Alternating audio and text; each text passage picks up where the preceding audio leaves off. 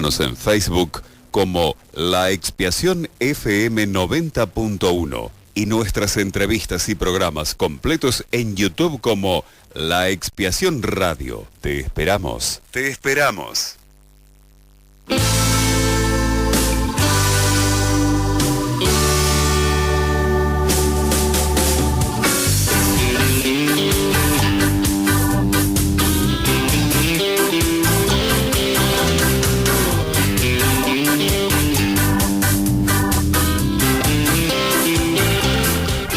Continuamos aquí en el aire de la expiación, siendo las 20:19, y estamos aquí en el estudio para conversar con Dolores Montaño, directora del documental Promesantes.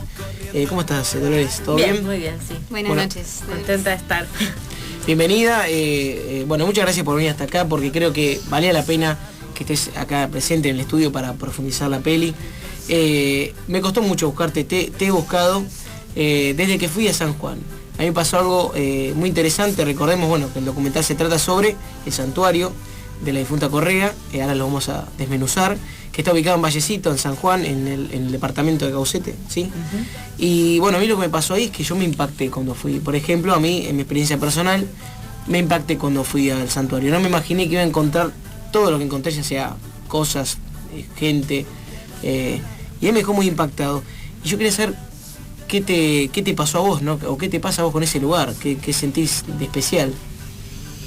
Mira, me pasó algo muy parecido, pero yo en realidad la primera vez que fui no había nadie. Era un fin de semana común y corriente y estaba el santuario bastante vacío, digamos, no es que era un horario muy concurrido. Y entrábamos, también uno mira los objetos, es como la forma más material de ver algo. Vimos las chapas, las distintas capillas y empezamos a ver todo. Subimos, había gente, digamos, caminando y demás, y había un señor que subía y bajaba las escaleras todo el tiempo. Una y otra vez yo dije, bueno, lo vi, me llamó un poco la atención, pero debe ser el cuidador, debe ser alguien de acá del santuario que está controlando, viendo que nadie haga nada, que nadie rompa nada. Y en un momento mi papá me dice, ¿viste ese señor que sube y que baja? Ah, sí, ¿cuál es el problema? Me dice, debe estar cumpliendo una promesa que tenía que subir y bajar o hacer algo. Y uno dice, qué cosa banal, ¿no? Digo, qué cosa rara. Y ahí como que me quedó eso de, bueno, esta persona sube y baja, ¿qué habrá pedido? Me quedó como la intriga de qué habrá pedido para estar subiendo y bajando. Y después, bueno, uno va conociendo un poco más el santuario y empecé a averiguar un poco más porque era parte del trabajo que estaba haciendo. Y me dijeron todos, no, tenés que venir en Semana Santa porque Semana Santa se llena de gente. Yo nunca había escuchado ni siquiera de que en Semana Santa el santuario se llenaba de gente, nada. Claro, claro. Entonces me dijeron, venía en Semana Santa y bueno, volví a Buenos Aires y junté a un par de amigos en el equipo y dije, bueno chicos, no sé qué vamos a filmar, vamos por este lado a ver qué es la historia de la difunta, porque iba, digamos, la idea original era hacer un documental sobre la historia de ella y no los promesantes. Y dije, bueno, vamos a ver qué onda. Me dijeron que quieren Semana Santa, reservo hotel, vamos. Y dijeron, sí, vamos, listo. Hay una energía especial en ese lugar, ¿no? Hay, quieras o no, creas o no, en la leyenda que era, te iba a pedir que brevemente nos introduzcas. Hay como una energía especial en ese lugar, ¿no? Es como una mística que uno siente que se mueve la tierra, ¿no? No sé, es como algo raro. Sí, para mí es como un lugar de paz. Es como, obviamente, exceptuando los momentos donde está lleno de gente, claro, y donde hay ruido, donde hay autos, donde hay gente que escucha cumbia, gente que escucha folclore, gente que está haciendo un asado, chicos que están gritando. Sacando todo eso en el momento más lleno, es un lugar de paz, no hay nada, viento, un camión que pasa, que hace la vuelta, que algunos tocan bocina, como para saludarla, y después es la nada. A ver, ahora hay señal de celular, antes ni existía. Claro, es verdad eso. Entonces estabas ahí en el medio de la nada, sin teléfono, era como, bueno, suerte, como estar en el medio del desierto, en serio. Y eso también lo sentías en la gente caminaba muy respetuosa, muy en silencio, muy tranquila, como si estuviesen en un lugar medio sagrado. Sí, es exactamente. Entonces es eso, es un lugar, es un santuario, no por eso tiene en vano la palabra, es un santuario, ese santuario la difunta Correa y alrededor del cual se hizo una ciudad. ¿Recordás más o menos cómo era esa leyenda? que dio origen, más o menos. Sí, me la acuerdo, obvio. El santuario de memoria, digo ya, pero sí, igual todos los años cambia, así que, pero... Sí. No, la historia se dice que en la época de unitarios y federales, Deolinda Correa vivía con su marido y con su hijo, y digamos uno de los comisarios lo llevan prisionero al marido, y se lo llevan para el lado de La Rioja. Aparentemente ella era una mujer muy linda, y digamos esta persona que tomó prisionero a su marido tenía otras intenciones con ella, entonces frente a esa situación que hoy parece muy cotidiana, pero en ese momento era terrible también, frente a esa situación un poco casi de acoso, decidió agarrar a su hijo e ir en búsqueda de su marido en La Rioja. En el trayecto entre San Juan, o digamos Caucete, y La Rioja, digamos, ella de joven había recorrido esos lugares y sabía de un lugar donde había un pozo de agua. Entonces iba en ese lugar para recargar, digamos, su cantimplora, pongamos, y seguir, y cuando llegó se dio cuenta que no había agua, entonces, bueno, se encontró en medio del desierto sin agua. Siguió caminando y hasta que en un momento se muere, o sea, se empieza a morir de sed, y ella le pide a Dios que le ayude y que mantenga con vida a su hijo. Entonces, bueno, en un momento determinado se muere, y ella se muere con el bebé, digamos, como muy cerca de su pecho. A los pocos días, unos arrieros encuentran el cuerpo de Deolinda, la entierran. Ella tenía supuestamente una medallita que decía Correa, entonces por eso le ponen en la cruz difunta Correa, porque no sabían el nombre. La entierran y se llevan al bebé con vida. O sea, ese aparentemente es uno de los primeros milagros. Hay gente que dice que es el primero, otra gente que dice que, bueno, que físicamente hasta es posible. Después, a los pocos días... Después empiezan a pasar cosas, ¿no? Con ese lugar donde se enterró. Claro, porque dejó de ser una tumba normal de una persona que murió trágicamente y pasó a ser, digamos, milagrosa. Ahí aparece el Arrío Ceballos, que había perdido su ganado en una tormenta, y frente a esa tumba le pide que interceda y que lo ayude a encontrar ese ganado. Entonces dice que, bueno, que después, que a cambio le iba a construir una tumba, una ermita, digamos, que le iba a dar propia sepultura. Entonces, bueno, al día siguiente el arriero encontró su ganado, todo su ganado que se había dispersado por la tormenta, y bueno, a partir de eso le construye la primer ermita a la difunta. Y a partir de ahí, digamos, empieza como otra historia, que es la de el ánima, porque ella es un ánima enterrada en un lugar determinado con una muerte trágica. Empieza y se convierte en algo milagroso. Claro, bueno, después empieza tu película. Muchos años después. Sí, se desarrollase Los Promesantes. Claro. Y a partir de estos testimonios que vos fuiste obteniendo a lo largo del rodaje, digamos, ¿qué fue lo que más te impactó cuando fuiste conociendo más en profundidad la historia y los testimonios de cada uno de ellos? ¿Qué fue lo que más te impactó? Primero yo iba a ir a grabar una película sobre la historia de ella, y después cuando vi todo el alrededor dije, es importante la historia, esto es lo que acabo de contar, pero en realidad lo que importan son los promesantes que creen en esa historia y que la mantienen viva, a pesar del tiempo. No hay nada que certifique que ella existió, pero sin embargo los fieles la mantienen más viva que nunca. Y después de cada promesante es una historia distinta, una historia nueva, algunos con historias personales mucho más fuertes que otras, pero en la mayoría de los casos, cuando vimos con el resto de los chicos que estábamos, cuando vimos las primeras personas que subían de espaldas esas caminatas, esa escalinata que hay a pleno rayo del sol, ahí nos quedábamos duros y la piel de gallina, y dijimos, bueno, acá hay algo, y es mucho más que la historia en sí y el tecnicismo de cómo se llamaba exactamente, en qué momento fue, a dónde, a La Rioja, no La Rioja. Como que dejó de ser tan importante eso y pasó a ser más importante todos los promesantes que la mantienen vigente. Claro. Interesante. No, bueno, justamente hablabas de estos testimonios de esta gente.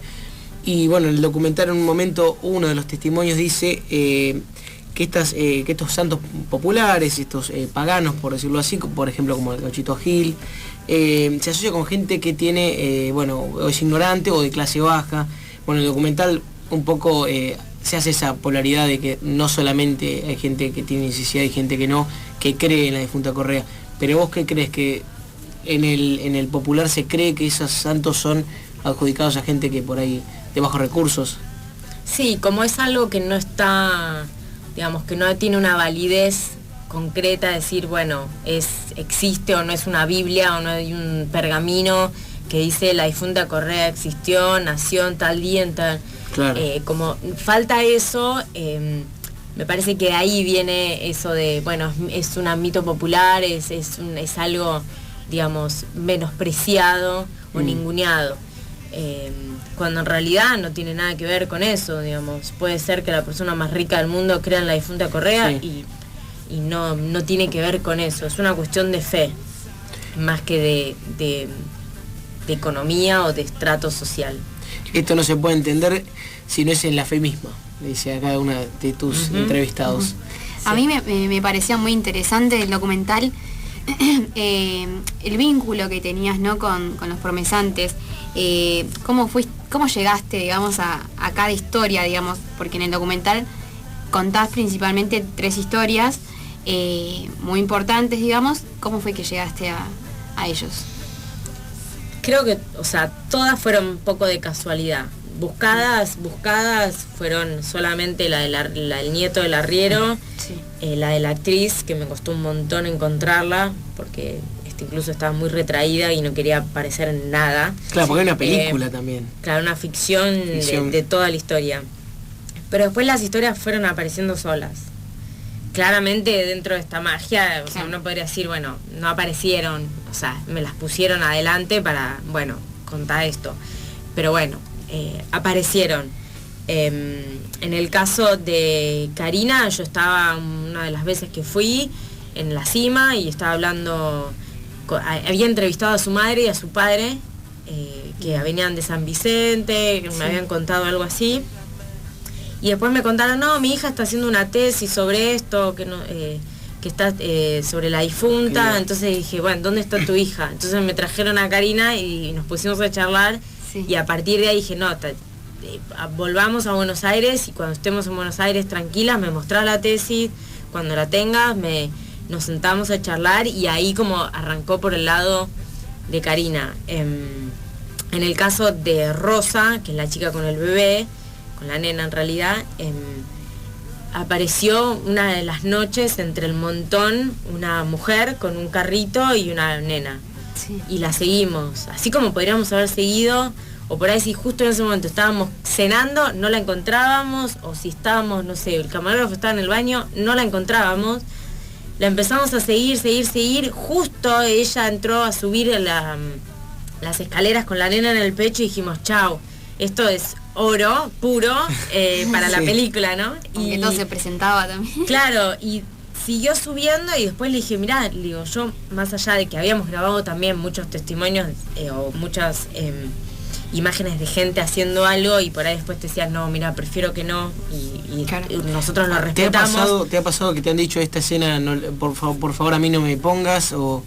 No, de lo que ya filmaste es como que no te dicen, pero por ahí decís, mirá, te puedo preguntar, hacer alguna pregunta, qué sé yo, y te dicen, no, mirá, yo te cuento a vos, pero no quiero que me grabes, por una cuestión también de timidez. Hay historias personales muy fuertes, de enfermedades terminales, de casos muy concretos, entonces hay gente que te dice, no, prefiero que no.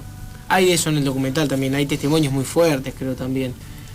Se dicen cosas muy duras y bueno, ahí el que no cree tambalea, me parece a mí, el que no cree o el que no tiene una duda, por lo menos yo creo que te da esa inquietud de acercarte a este santuario y ver qué pasa, ¿no? Digo, qué pasa con toda esta gente que de repente sube la escalera de rodillas, que va de rodillas y se lastima las rodillas, que sube 2, 3 veces. Digo, no, te da curiosidad, creo que a mí me impactó mucho tu comentario cuando lo vi. Y creo que hay un gran acierto en el tema también de las cámaras, justamente. Muy atentos, creo. El recorrido del santuario. Creo que nos hicieron conocer el santuario, pero a la vez no. O sea, no develaron esa magia que tiene solamente si uno va. Sí. Creo que hay una escena, por ejemplo, entre los vestidos de novias, que la gente regala vestidos de novia. Claro. Eso me parece algo particular que tiene el documental, que nos muestra también, es esto de que los promesantes llevan una ofrenda ahí al santuario, y en el documental también cuentan que la gente de la administración dice, ¿para qué traerán tal cosa? ¿Para qué traerán tal otra? Y bueno, claramente es por el significado que tiene para cada uno, ¿no? Digo, la gente que va y lleva algo en particular, cada uno le aporta el significado. Creo que eso es muy importante. Del santuario reciben todo, de todo tipo, sea un vasito, sea una lapicera o sea un camión. Sí. Digamos, sí, obviamente ellos cuando reciben un objeto, a veces intentan averiguar qué hay detrás de ese objeto, claro, pero a veces la cantidad de cosas que dejan, o incluso hay gente que va y anónimamente deja algo, es imposible saber qué hay atrás de cada uno de los objetos que se dejan. Hay como un abismo enorme, y hay demasiada información que es imposible registrar incluso. Claro. ¿Y qué cosas viste, por ejemplo? Yo, vi un pantalón de Monzombie, creo que de Diego también, vi un guante de Licorino Loche, no me acuerdo acá qué más tengo. Hay guitarras, hay pósters, hay autos, bicis, motos, trofeos, cosas de estudio. Cosas que valen fortuna. Sí, mucho. A mí una de las cosas que más me sorprendió y que me quedó como muy grabada fueron dos. Una, un perro embalsamado que habíamos visto en el primer viaje, que dijimos, epa, ¿qué pasó acá? Digamos, pero ¿cuál sería la historia atrás de eso? Más allá del objeto y la impresión de que entrar como un museo y ver un perro embalsamado. Y después el pelo, o sea, mucha gente, mujeres sobre todo, trenzas largas de pelo, anchas, gruesas, y vos decís, acá hay años, digamos, en una trenza, en un cuadro, y van y se la llevan. Creo que esas fueron las dos cosas como que nunca me hubiese esperado ver. Digamos, es más fácil y es más normal ver una guitarra, ver un apunte, ver un trofeo, ver una foto, una maqueta de una casa, velas, pero eso es como que no me lo esperaba. Claro. Creo que eso es lo más lindo e interesante, ¿no? El significado que cada uno le da, y creo que eso hace más significativo a la devoción de cada uno, porque detrás de cada objeto hay una historia, hay un significado para cada uno, un sentimiento, y eso me parece súper valioso. Sí, atrás de cada cosita hay una historia que puede ser chiquita, que alguien pasó y le quiso dejar, que alguien se olvidó, por ahí una lapicera, pero otro que fue y con esa lapicera rindió un determinado examen y fue y la dejó por eso. Claro. Entonces, en algo tan simple, cotidiano, puede haber una historia. Estamos conversando con Dolores Montaño, directora del documental Promesantes, sobre Diolinda Correa, la difunta Correa, del santuario que está en Vallecito, en el departamento de Caucete, en San Juan. Justamente me gustaría preguntarte qué pasa, ¿no? Con ese lugar ¿qué pasa cuando uno va a ese lugar y no frena? ¿Qué pasa cuando va a ese lugar y roba algo? ¿Hay alguna experiencia que haya pasado en el rodaje, alguna anécdota, algo que tendrían que haber hecho, no hicieron y salió mal? No, nosotros siempre lo hicimos. Siempre se portaron bien. Sí, porque, digamos, está la creencia de que uno cuando pide algo y promete, o sea, hace una promesa, tiene que cumplirla. Hay gente que te dice que no, que eso está en cada uno, y como que en la conciencia de cada uno te queda el pajarito que te dice no cumpliste, y ahí vos mismo te haces, transmitís malas energías para que tal cosa o tal otra te pase. Sí nos han contado de casos de gente de algunos camioneros que no han hecho el recorrido esquivando un poco la ruta y que tuvieron algún inconveniente, otros que nos dijeron, bueno, sí, vinieron un micro, me acuerdo muy patente de esta historia, vino un micro con gente de Caucete que venían como en un tour, se bajaron, recorrieron todo, hicieron toda la vuelta, y cuando subieron al micro todas esas personas, el micro no arrancaba. Entonces no arrancaba, el chofer bajó, miró el motor y no había nada. Entonces en un momento el guía dice, bueno, vuelvan a bajar todos del micro, si alguno tomó algo que está en el santuario no les corresponde a ustedes, sino que es de la difunta. Entonces, nadie va a preguntar qué, ni cómo, ni en qué momento lo tomaron. Bajen, recorran otra vez el santuario, déjenlo y recién ahí vuelvan al colectivo. Y así fue que bajaron, recorrieron, o sea, la persona que había tomado algo evidentemente la devolvió, subieron de nuevo al micro y aprendió. Entonces ahí es como que sí, y es medio creer o reventar, o sea, es como, a mí no me pasó, pero te lo cuentan todos, entonces y no es la única historia de esas. No, entonces, sí. Es como, bueno. Está un poco piel de gallina, así bueno, me voy a portar bien. Sí. Yo no sé si vos has pedido, calculo que sí, porque me comentaste que vas seguido. Sí. Yo he pedido y a mí me fue muy bien, por ejemplo. Vos decís que si no voy este año, no. No, depende de cada uno. No sé qué pediste o qué prometiste. Sí, yo voy todos los años, pero por una cuestión no de promesas, sino de estar en un lugar que me guste estar, de volver a ver a la gente. Qué bueno eso. Del documental. Es como, tengo que ir. En algún momento tengo que ir. Así que ahí voy. Bueno, el documental también demuestra que no solo esta devoción es de la gente que vive ahí en el pueblo, cerca de la difunta, sino que también recorre muchos kilómetros, como la historia de matrimonio de Mar del Plata, de Alejandro, que también por distintas circunstancias conoce a la difunta y a partir de ahí, bueno, empiezan a ir todos los años y más seguido y construye una historia muy profunda también. Eso me pareció muy importante que muestra Promesantes. Sí, hay una cosa que es la provincia de la difunta, entonces todos los sanjuaninos la van a defender a muerte en general. Como todo lo de ellos lo defienden a muerte. Claro, pero después sí hay Promesantes en toda la Argentina. Sí. Yo tuve la posibilidad de viajar y ir recorriendo los últimos años distintas ciudades por trabajo, por rodajes, por vacaciones o distintos motivos. Y vas viendo ermitas al costado de la ruta en todas las provincias. O sea, aparecen una y otra vez y otra vez. Obviamente las hay del Gauchito Gil también, sí.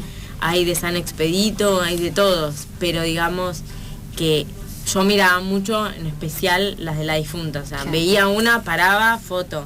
Veía otra, paraba y foto. Y tengo un registro de un montón de provincias, un montón de ermitas, que a la larga, digamos, es un registro casi histórico porque... no hay es algo que momentáneamente y espontáneamente la gente va y lo hace. Claro. No es que, bueno, acá en el cruce de la ruta 2 hacemos una ermita. No, la gente misma va, agarra 5 ladrillos, hace una casita y pone una imagen y listo, y quedó. Sí. Con unas botellitas de agua, no olvidemos. Siempre. Acá nos dice Leo, por ejemplo, dice la leyenda de que si te robas algo de la difunta no podés salir. Bueno, ojalá que no sea tan terrible, pero... No es tan así, no. Es como una forma de, digamos, de que lo que la gente le ofrece, lo que le regala a la difunta, es de la difunta. Digamos, no tomar algo que no te corresponde. Así como hay gente que te dice, bueno, pasá con los vestidos de novia también, pasá con las promesas en sí. Bueno, si tenés la promesa de ir todos los años en Semana Santa ahí, tenés que ir, porque se lo prometiste, ella te cumplió y tenés que hacerlo. Hay gente que no llegó a cumplirle, por ejemplo. Eso también no está en el documental, pero pasa. Gente que te dice, no, a mí no me cumplió, pero sin embargo estoy acá. Claro. Y ahí decís, pero vos le pediste y no te cumplió y sin embargo estás acá, como diciendo, algo pasa. ¿Por qué? ¿Por qué si le pediste y no? Y porque yo creo igual, si ella no pudo o si no tenía que ser, no tenía que ser. Claro. O sea, como muy claro en ese sentido. No es que, bueno, pedís, sí, blanco, te va a dar blanco. Bueno, puede que sí, pero también puede que no. Entonces, bueno, también para mí va más allá de esa necesidad de creer que tenemos en algo, en el Dios que sea, que está, en este caso, materializado en la difunta, y que podría ser cualquier otra cosa. Otra historia, ¿no?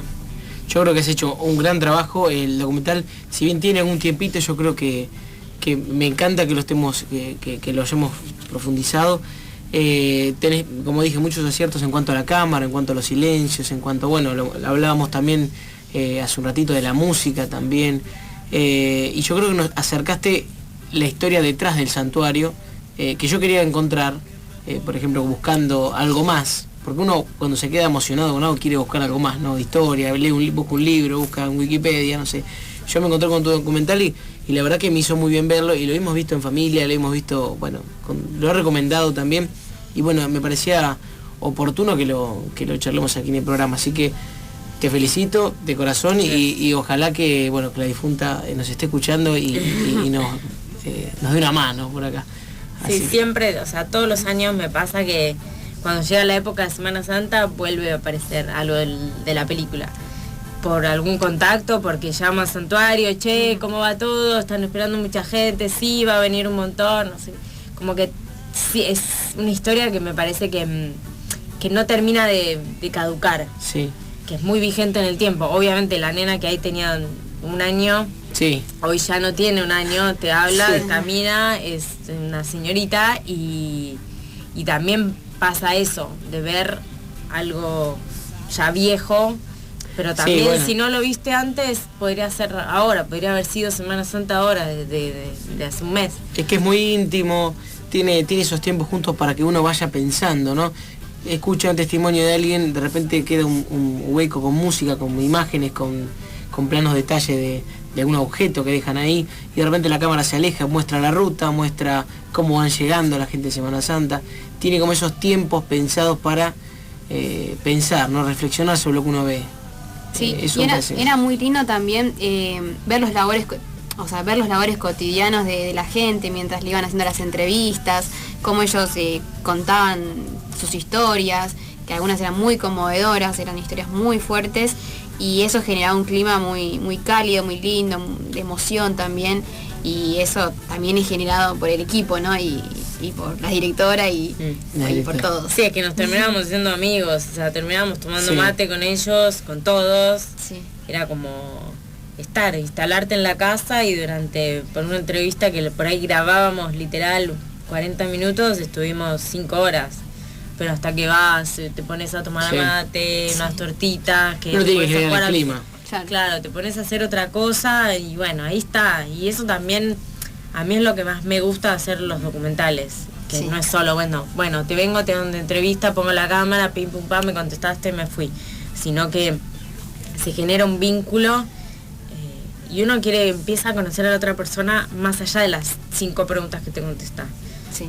Conoces el contexto, que viene el hijo, que viene su familia, que viene la mujer, que viene el vecino y que me chusmea, que viene la nena de no sé quién y que está el perro ladrando y bueno, cállenlo a no sé quién. Entonces es como, parece un O el vecino- cocoliche, pero es... El vecino que quiere hablar también, no, pero yo conozco a alguien que, y bueno, y ahí están. Pero bueno, la verdad que muchas gracias, Dolores, la verdad que No, esperemos gracias a ustedes. que vengas nuevamente con lo que tengas, porque ya este trabajo nos ha gustado mucho y bueno, tenés las puertas abiertas aquí del programa para volver. Bueno, muchas gracias y bueno, gracias por seguir insistiendo para encontrarme y bueno, lo que necesiten, acá estamos. Bueno, y vamos a escuchar uno de los temas de la película, que justamente es este momento donde la cámara se mete entre los trajes de novia, que es una escena muy buena. Después hay una escena media tétrica en la cual la puerta se cierra desde adentro. Y antes de ir al tema, vamos a decir dónde pueden ver el documental. Sí, en YouTube está el documental completo. Si buscan Promesantes de la difunta Correa, es lo primero que aparece. Sí. Figura como documental completo, y hace poquito agregué un plus que está en el DVD pero no estaba en internet, que es como un pequeño video con estas ermitas de las distintas rutas. Agregué como, bueno, las fotos para que la gente vea que hay ermitas de todo tipo, chiquititas, más grandes, pero que están todas al costado de la ruta, y también está en internet. Bueno, buenísimo. Qué bueno. Invitamos a todos a que lo Aparte, vean. en excelente calidad, aparte se ve muy bien. Sí. Nos vamos a escuchar el tema de la película, cuando dije que se mete entre los trajes de novia. Tétrico, a ver, quedarte ahí adentro, te lo regalo. Y volvemos con más programa.